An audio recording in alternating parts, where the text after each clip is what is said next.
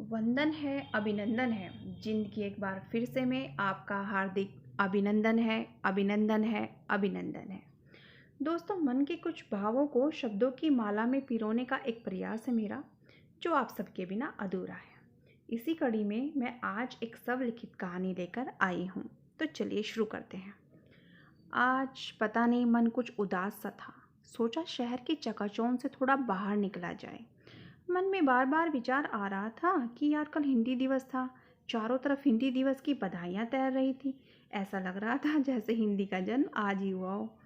हिंदी अपनी होकर पर ऐसी क्यों लग रही थी, जैसे कोई अपना रूप कर कहीं चला गया हो। भारत माता के मस्तक पर जो बिंदी वर्षों पहले सजाई गई थी, वो आज धुंधली धुंधली सी क्यों लग रही थी। खैर, इसी उधेड़ बुन में आगे बढ़ी तो शाम ढलाई थी। चारों तरफ अंधेरा दस्तक देने लगा था। हिंदी दिवस की बधाइयों की आवाज़ भी कुछ धीमी हो चुकी थी। सहसा किसी कोने से धीमे धीमे रोने की मार्मिक ध्वनि सुनाई दी। लगा कोई एकांत में छिपकर रो रहा है, जैसे जैसे कोई अपना दर्द अपनों से ही छिपा रहा हो। एक पल लगा कि चल छोड़, आगे बढ़, दुनिया है, यहाँ किसी से दर्द पूछना और बांटना भी तो किसी गुनाह से कम नहीं है। पर पैर थे कि उसी ओर बढ़े चले जा रहे थे। खैर, कुछ दूर चली तो सामने देखा एक वृद्ध स्त्री मैले कुचैले से कपड़ों में चेहरा छिपाए धीमे धीमे सुबक रही थी। देखकर मन व्यथित तो बड़ा हुआ, पर उससे ज़्यादा मन अचंभित हुआ। एक जिज्ञासा, एक कौतूहल सा आंखों में तैर गया।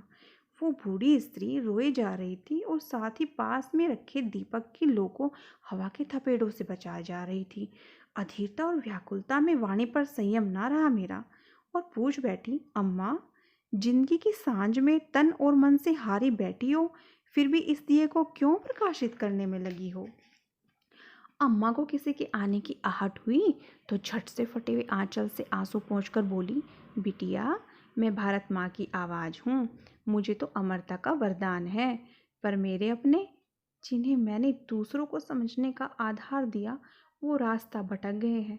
जिसने हमें कभी गुलाम बनाया था, उसकी भाषा संस्कृति को समझने के बजाय उसके माया जाल में फंस गए हैं। और जब भी मैं नज़दीक आने की कोशिश करती हूँ, मुझ पर पत्थर बरसाते हैं। मुझे अपना कहने में भी शर्म महसूस करते हैं। सहसा अम्मा के चेहरे पर प्रसन्नता के भाव दिखाई दे रहे थे। वो बोली, बिटिया, एक बात बताऊं, जब उस पर मुसीबत आती है ना, तो सामने वाले को मेरे नाम से डर आता है और कहता है, हिंदी में समझाऊं क्या। हम दोनों की तो हंसी छूट गई।